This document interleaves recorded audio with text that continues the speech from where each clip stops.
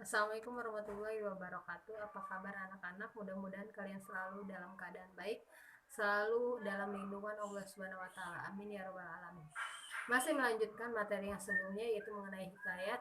Nah, untuk sekarang yaitu masuk ke materi yaitu mengenai unsur-unsur hikayat dan jenis-jenis hikayat.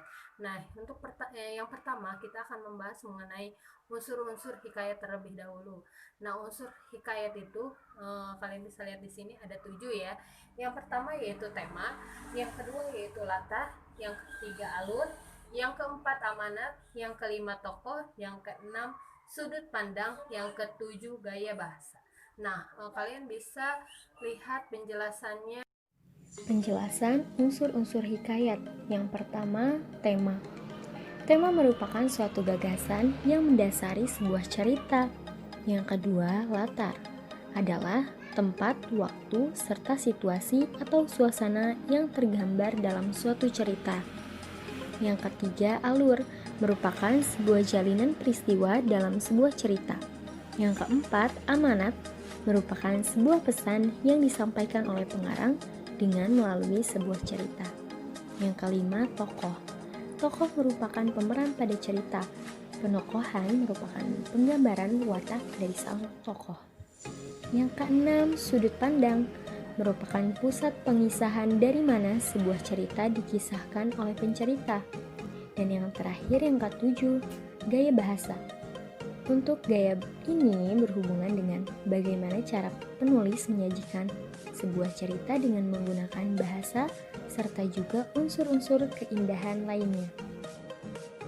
Sekarang jenisnya ya.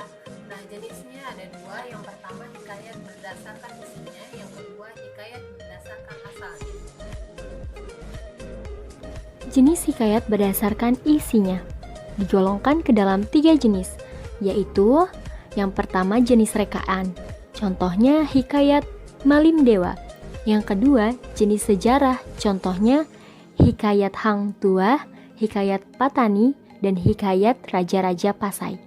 Yang ketiga jenis biografi, contohnya hikayat Abdullah dan hikayat Sultan Ibrahim bin Adam. Jenis hikayat berdasarkan asalnya. Melayu asli. Contoh hikayat Melayu asli diantaranya yaitu yang pertama hikayat Hang Tuah, yaitu bercampur unsur Islam, dan yang kedua hikayat Si Miskin, bercampur unsur Islam juga. Yang ketiga hikayat Indra Bangsawan. Yang keempat hikayat Malim Deman, dan yang kelima pengaruh Jawa. Contoh untuk hikayat yang memiliki pengaruh Jawa. Yang pertama hikayat Panji Semirang, yang kedua hikayat Cengkel Weneng Pati, yang ketiga hikayat Indrajaya atau dari cerita Angling Dharma. Dan pengaruh Hindu atau India. Contoh dari hikayat pengaruh India yaitu yang pertama hikayat Sri Rama atau dari cerita Ramayana, yang kedua hikayat Perang Padawa atau dari cerita Mahabharata, yang ketiga hikayat Sang Boma atau dari cerita Mahabharata, yang keempat hikayat Bayan Budiman.